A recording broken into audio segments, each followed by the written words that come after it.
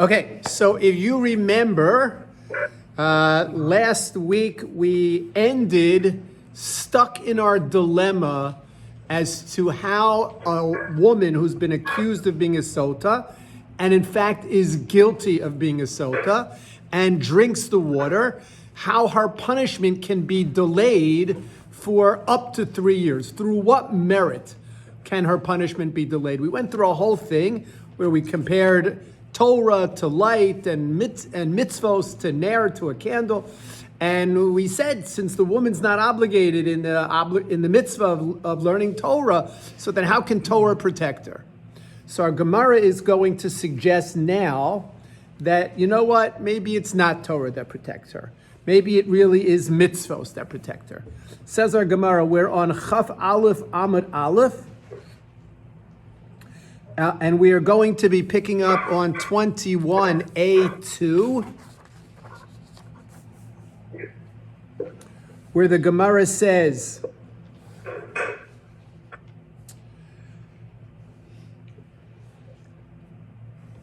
Amar Rabbi Yosef. We're like 3 lines up from the end of the gray bar. Amar Rav Yosef. Rav Yosef says, mitzvah be'idna da asikba magna umatzla. So, according to Rav Yosef, at the time that you're doing a mitzvah, when you do a mitzvah be'idna, at the time of the asikba, at the time that you're involved with doing the mitzvah, magna, from what's the word? What's the root of magna? Magain. It's a shield. So it protects you. Umatzla. What's the root of matzla? Matzil, hatzala. And it saves you. So what do you mean it protects you and it saves you? We need to understand what this terminology is referring to. What does it mean that a mitzvah, at the time that you're doing it, protects you and it saves you? So the way that the Gemara understands it, Rashi, if you want to look over Rashi says, mitzvah be'inid da'asik ba, right, at the time that you are, go up, Amar Rav Yosef, la'olam magina al ha'yisurin, right? What does Rav Yosef explain? That when you do a mitzvah, it protects you from any yisurin, protects you from any challenges, difficulties, trials and tribulations, suffering, that when you do a mitzvah, the mitzvah protects you. Wait a second, I don't know, maybe it was Joe. Was it you last week who said that there's no reward for mitzvahs in this world? I don't know, somebody, maybe one of you guys online, somebody said there was no reward for mitzvahs in this world. So how can you tell me that a mitzvah is going to protect me from suffering? So the answer is, that's not the schar, that's not the reward. It's a byproduct of the mitzvah. It's a byproduct. In other words, there are things that can have multiple outputs. One of the outputs of a mitzvah is to protect you from suffering, to protect you from difficulty, to protect you from challenges. It has an element of protection to it.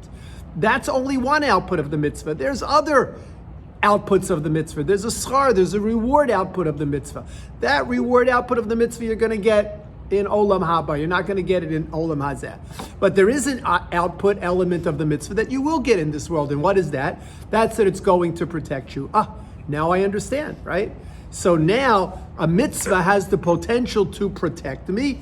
So if I'm a Sotah and I do a mitzvah, so that mitzvah has the potential to protect me. Says Rav Yosef, at the time that I'm doing a mitzvah, be'idna da'asikba magna umatzla, it protects me and it saves me. What's it saving me from? What's the mitzvah saving me from? When I do a mitzvah, what's it saving me from? Doing an Avera. Doing an Avera. Look back at Rashi. What does Rashi say?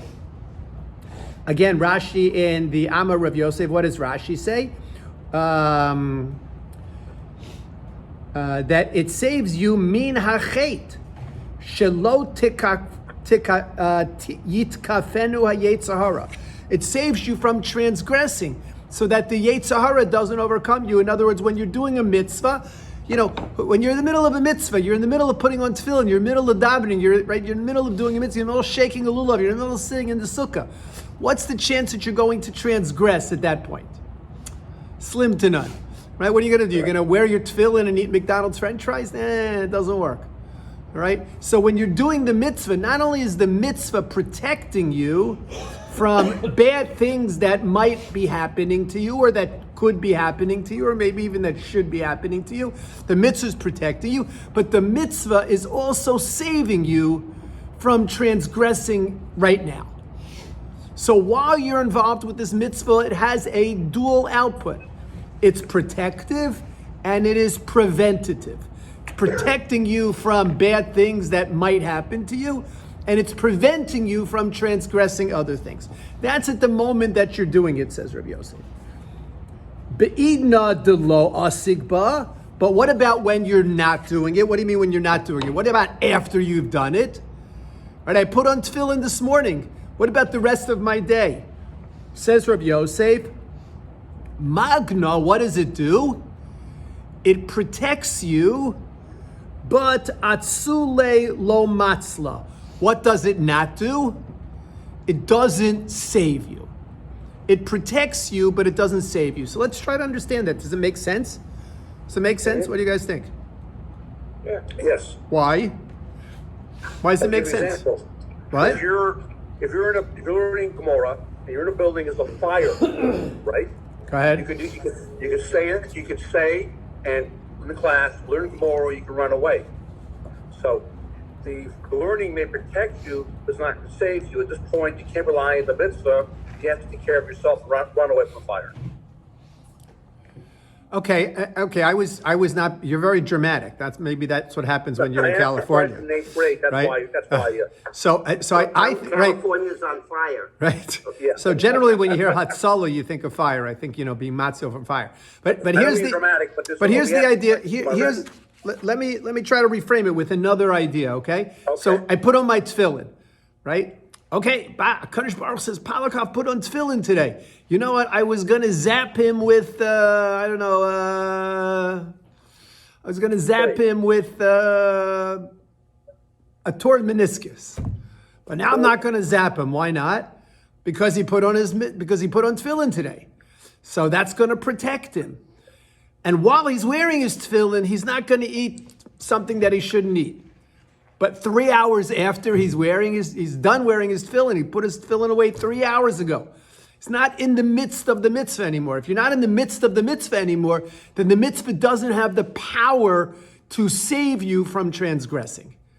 When you're doing it, it's like anything else. When you're in the midst of it, you're in it, right? You're in it. You're in the zone. You're in it, right? So then it's going to protect you from transgressing, or it's going to save you from transgressing. I'm going to protect you. I'm going to mix up those two terms. Protecting means protecting you from suffering. Saving means saving you from transgressing. So Rav Yosef has said as follows. When you do the mitzvah, it's able to accomplish both of those things. It protects you, and at the same time, it saves you. If you've done the mitzvah already, you still have that protective element. That protective element is still there, but what? It's not saving you now from transgressing because you're not involved with it anymore. I put on my tefillin 3 hours ago. What's that have to do with the cheeseburger? But what mitzvah is continuous? I mean, most mitzvahs you start and stop. No, so that's the particular point. That's exactly what Rav Yosef is saying. Rav Yosef is saying when you're doing the mitzvah, it has a double impact. What's the double impact? It protects you and it saves you. But every mitzvah is of limited time, right? So since the mitzvah is of limited time, when you're done with the mitzvah, it still protects you, but it doesn't save you anymore. So let's take what Rabbi Yosef is saying and let's see, does it fit the Sotah? Because what are we saying about the Sotah? The Sotah has done something that has granted her protection. She's done, according to what Rabbi Yosef is saying, she has done some mitzvah. We don't know what mitzvah. She has done some mitzvah that has granted her protection. Wait a second. When did she do the mitzvah? We don't know when she did the mitzvah. It doesn't matter. Because whenever you do a mitzvah, that mitzvah generates protection for you. And if you do more mitzvahs, you have more protection. So whatever she did mitzvos, whatever mitzvos it was, she gave tzedakah, she did chesed, she baked challah, she lit Shabbos candles, whatever mitzvah it was, she did mitzvos. And those mitzvos protect her. So now she's drinking the Sotah waters, and what's not happening to her? She's not dying. Why is she not dying right away? Because she's protected by the mitzvos that she did. But the mitzvos didn't protect her from transgressing because she had finished. Mitzvahs were done, like Hal says, mitzvah's over. It's not you're not involved in a mitzvah all day long.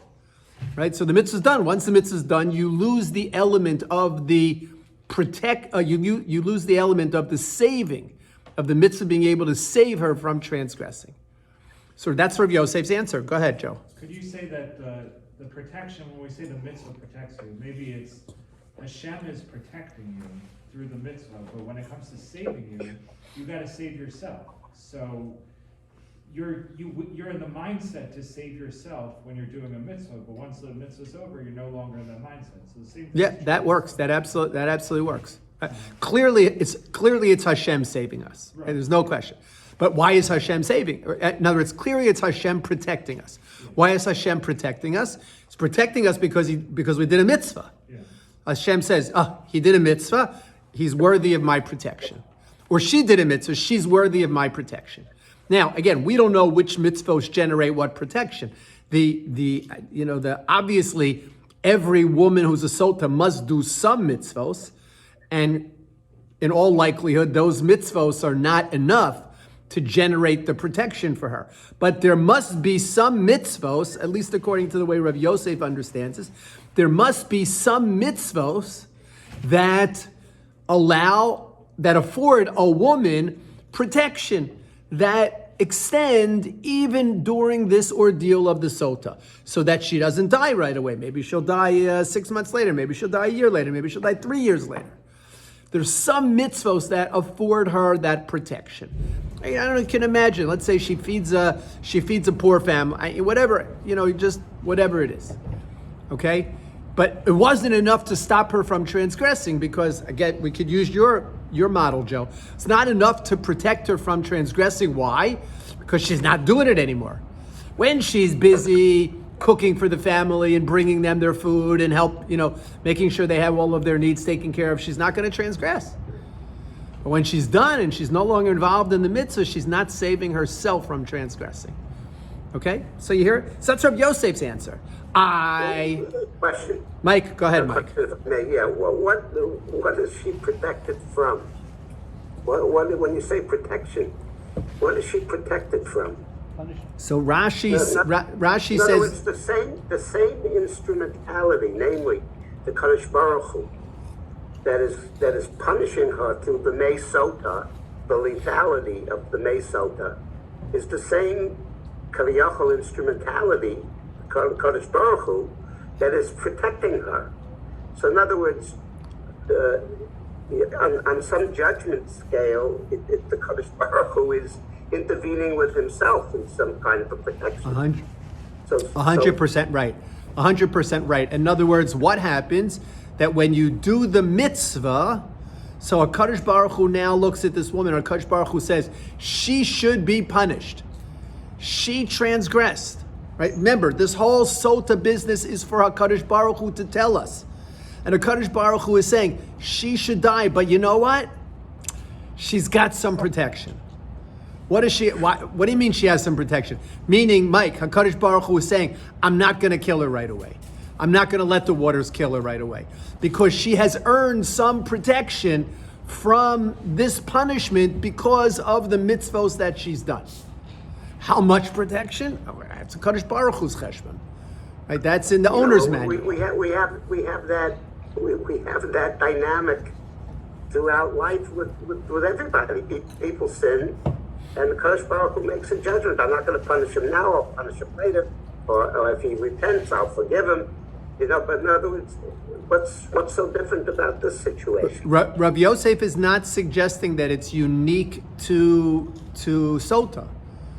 But what Rabbi Yosef is suggesting is that it can apply to Sotah. Yes, it applies to lots of other things. You're right. We accrue merits for mitzvos that we do. We do mitzvos and we live a certain protected life because we do mitzvos.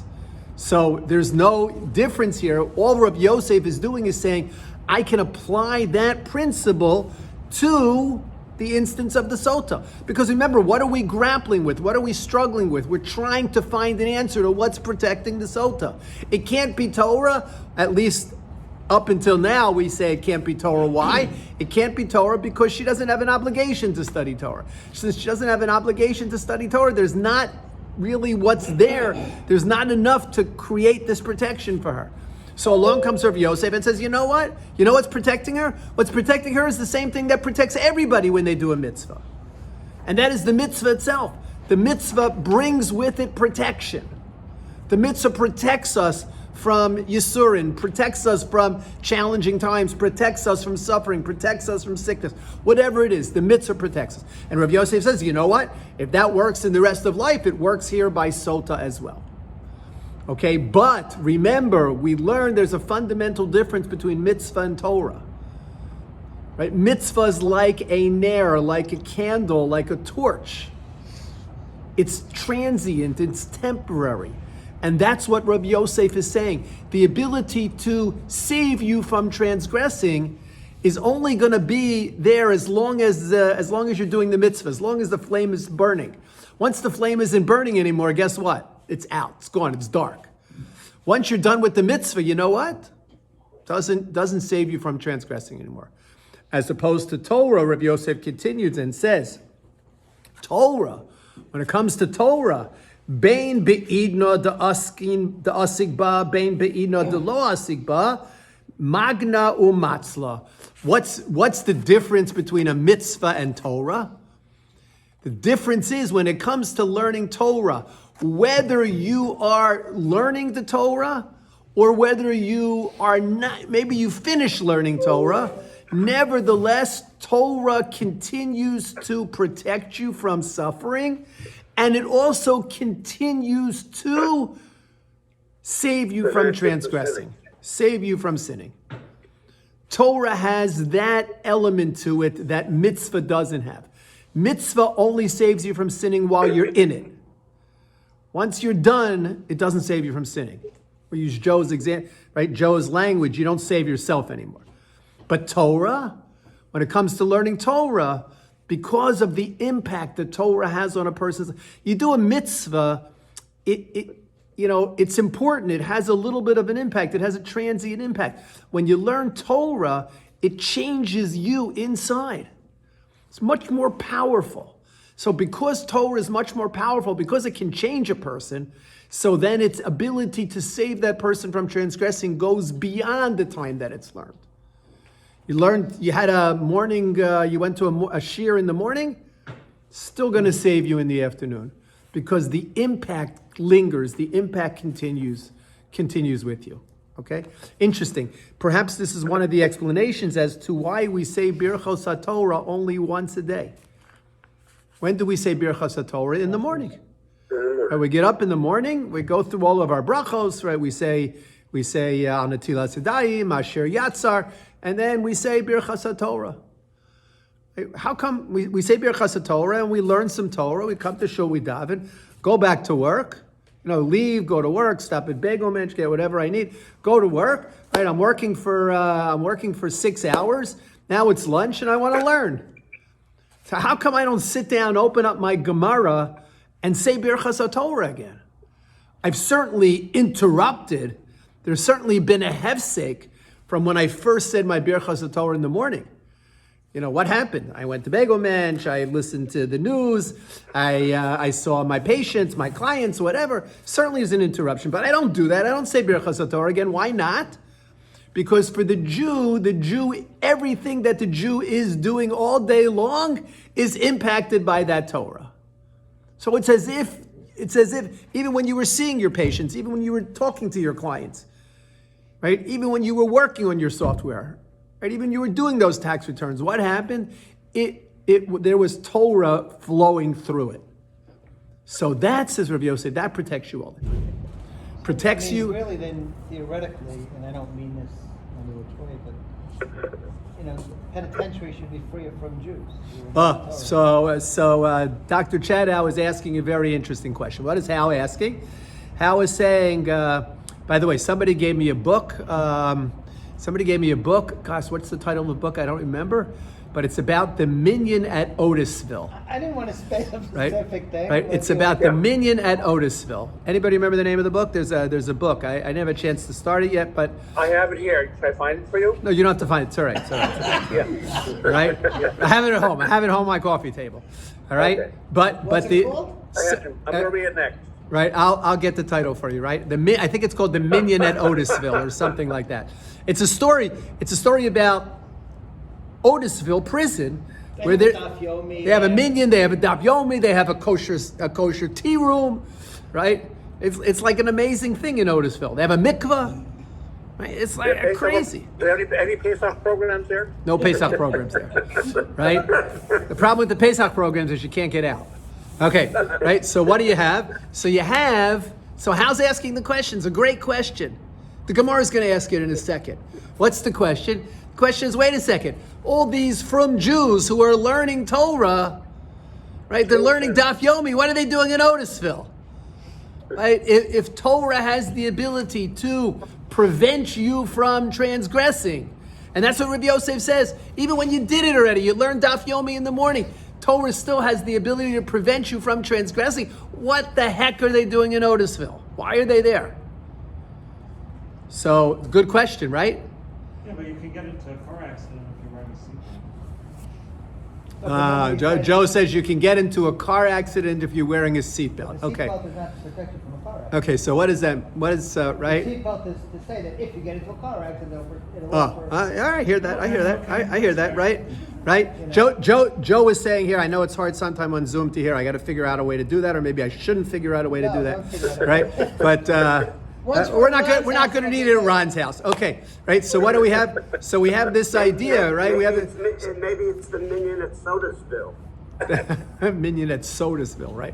Right. So Joe says, well, what about you can wear a seatbelt, right, and still get into a car crash? And he's saying, well, maybe learning Torah is like wearing a seatbelt, but you can still get into a car crash. So Al said, no, wearing a seatbelt is not meant to stop you from a car crash. It's meant to, if you get into a car crash, it's meant to protect you, right? So, but the question is, the question's a good question, right? The question is still a good question, right?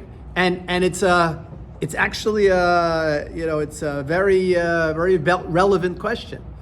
If you think about it, right? You think about our communities, and you think about there are certain communities that will go unmentioned as to where they are, right? But certain communities where they make a kiddush when you get out of prison.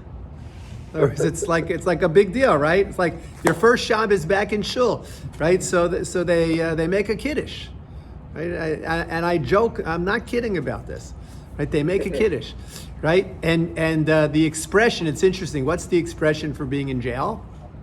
Anybody know? It's Sitting, right? I just finished sitting, they say, right? Okay. So Hal's question is a good question. The Gemara knew Hal was going to ask that question, and the Gemara now asks that question. What does the Gemara say?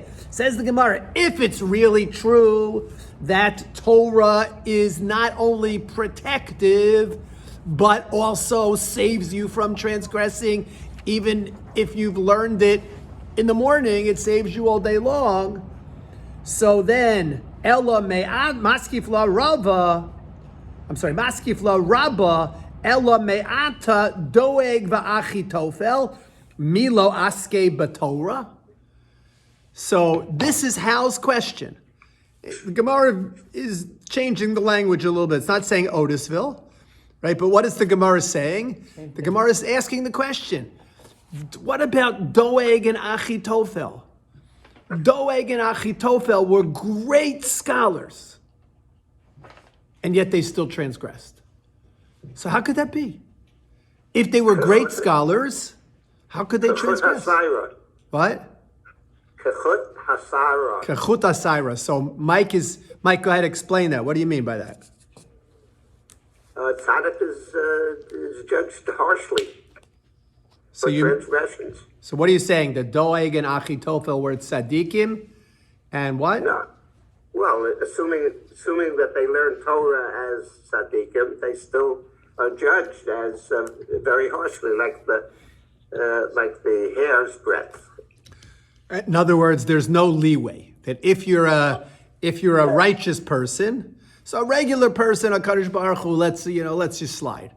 A righteous person, a Kadosh Baruch Hu doesn't let slide too much. I think that's Well, really wasn't it better an that's example what you're of saying. an acher? You could come up with a million No, examples. but I'm saying, No. I mean, doeg because and actually, achi. they actually became, I guess that this is better because they became bad. Right. Well, right. Correct. And we'll look into this. But before we go into who Doeg and Achitophel were, suffice it to say that they were Talmidei Chachamim. They learned Torah. In fact, they learned Torah that each one of them had a reputation for being literally at the top of the class. And yet what happened? Both of them transgressed. And we'll talk about in a minute exactly how they transgressed, but both of them transgressed. So this is the question that Rabbah is asking Rav Papa.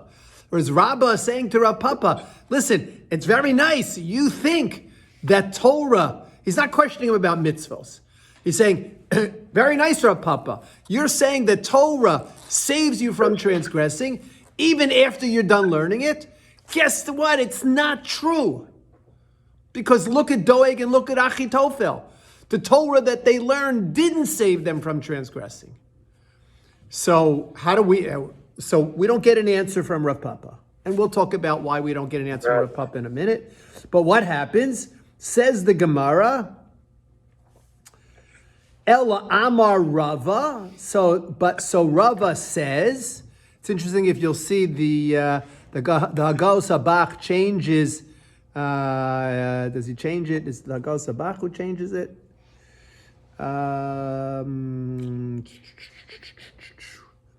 I think from Rava to Rabbah. Anyway, so Ela Amar Rava, Torah. So he changes. So Rava comes along now, and Rava is going to change Rav Papa's format, right?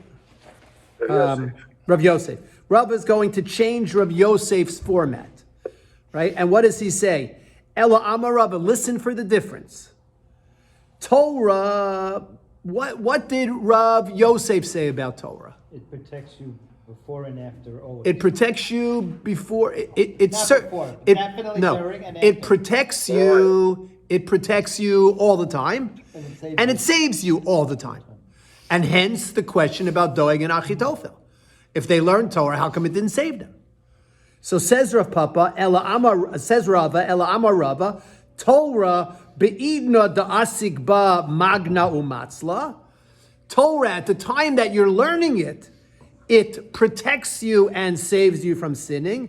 Be'idna delo asik ba, but when you're not learning it anymore, agune magna, it protects you, but atzule lo matzla. So what happens? It's no different than mitzvahs. But it doesn't save you any if you're not doing it anymore. It only saves you while you're doing it. Torah only saves you while you're doing it.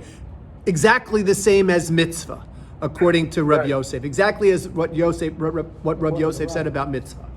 Then mitzvah, Rava says, Bein be'idna da'asik ba, bein be'idna da'lo asik ba, agune megane, atzule lo matzla.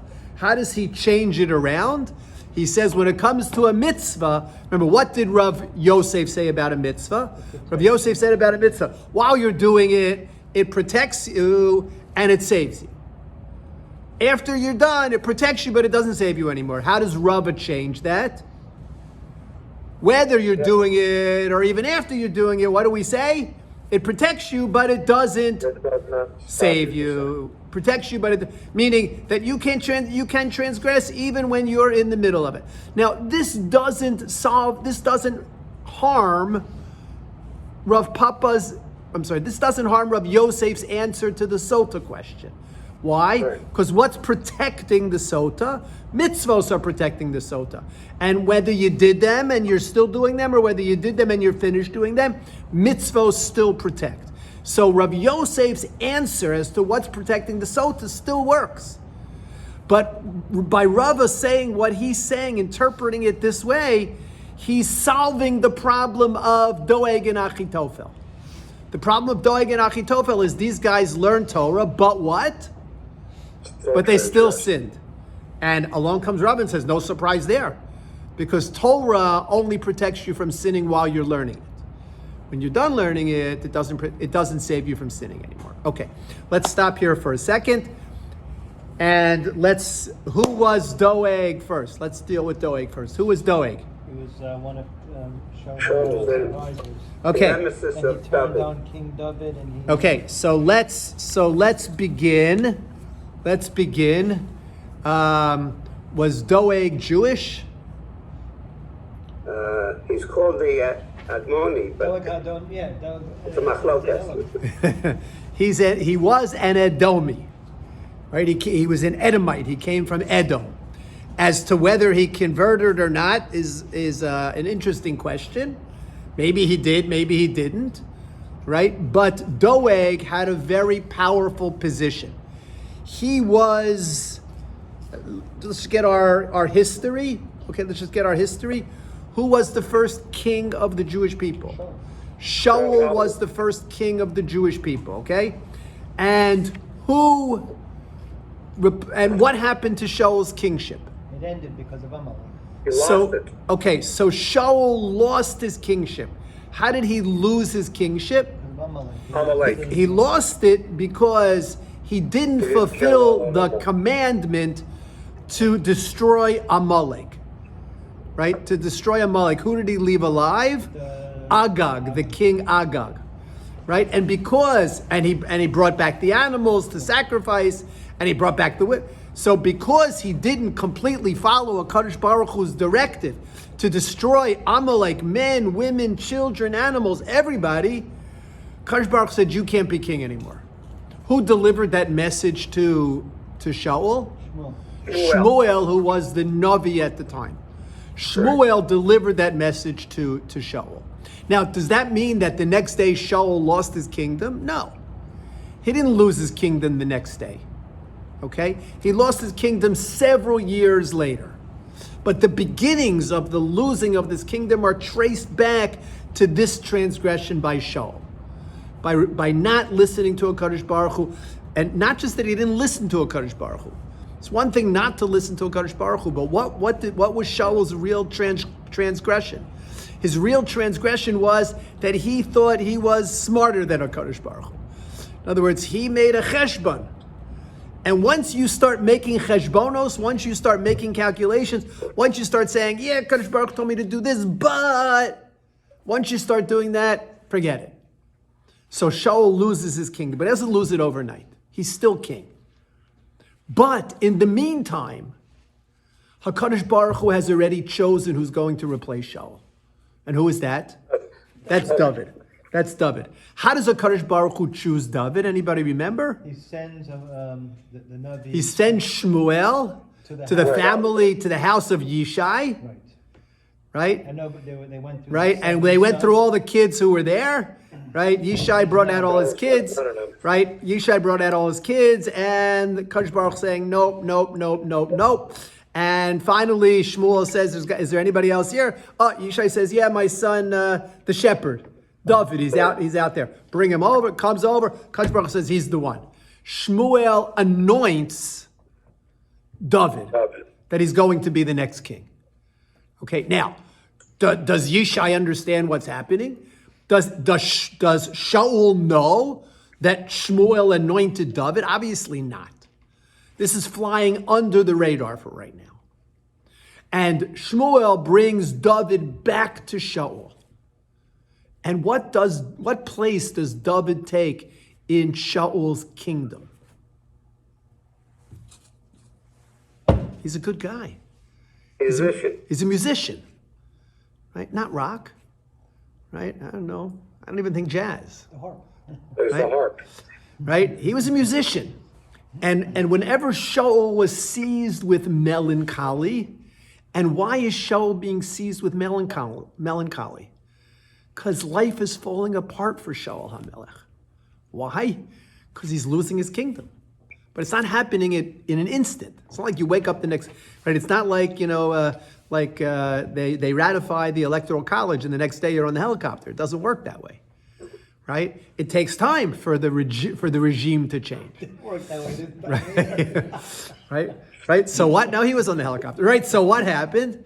So what happened is that David comes back to Shaul's palace and he becomes like an advisor to Shaul, like a very trusted advisor.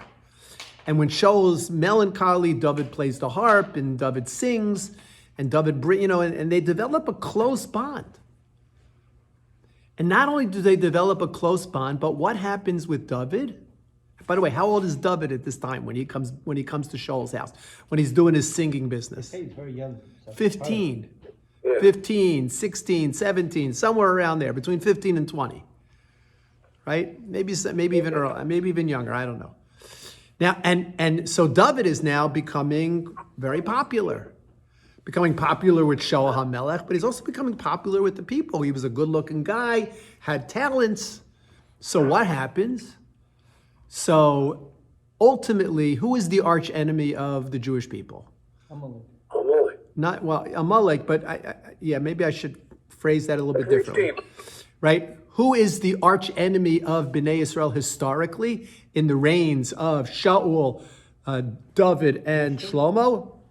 The Plishtim, Philistines. And they're constantly waging war against Bnei Israel. Okay? And ultimately, there's a standoff. You all know this story. There's a standoff, right? The Plishtim are here, Bnei Israel's here, and out of the Plishtim camp comes this big guy named Goliath. And he taunts the Bnei Israel. And he says, you know what? Let's do this mano a mano, right? You send one guy out, I'll come out, you send one guy out, we'll take care of it outside. Okay? So let's do it that way. And nobody comes out. Finally, who decides to take him on? David HaMelech. And what does David do? David takes his slingshot and whacks him, hits him upside the head. And Mike, were you the one who sent me that article about Goliath, that he maybe had this disease? Remember somebody sent me the article. I'm thinking it might have been you. I don't know. All right? Yes. All right. Anyway, so David kills Goliath, and now he's a hero. And Shaul actually puts him in charge. You kill Goliath, you're the guy. Chief of staff puts him in charge of the army. And David HaMelech is now even more popular than he was before. Now, if you're Shaul and your popularity is going like this, and then there's this guy David and his popularity is going like that, what happens? Jealousy. Shaul gets jealous. And Shaul decides, I got to get rid of this threat. I got to kill David. And who discovers that? Who discovers this? Doeg. Not Doeg. Who discovers this is Yonatan. Yonatan. Right? Yonatan. Shaul's son Yonatan. Shaul's son Yonatan and David were like brothers. It's the example of this tremendous love. They were like brothers. Yonatan finds out what his father's plans are, and he gives David a heads up, and David flees for his life. Right? Now, David doesn't just flee for his life, like he's got his backpack and his sneakers on and he's running. David goes, he takes a military force with him. Remember, he's gained in popularity. He was the head of the army. So he takes this military force with him and they run. Right? They run. Because, you don't rebel against the Melech. Right? He's going to come here. I'm going to run. So David runs. But he doesn't have supplies and he doesn't have everything else. And what happens?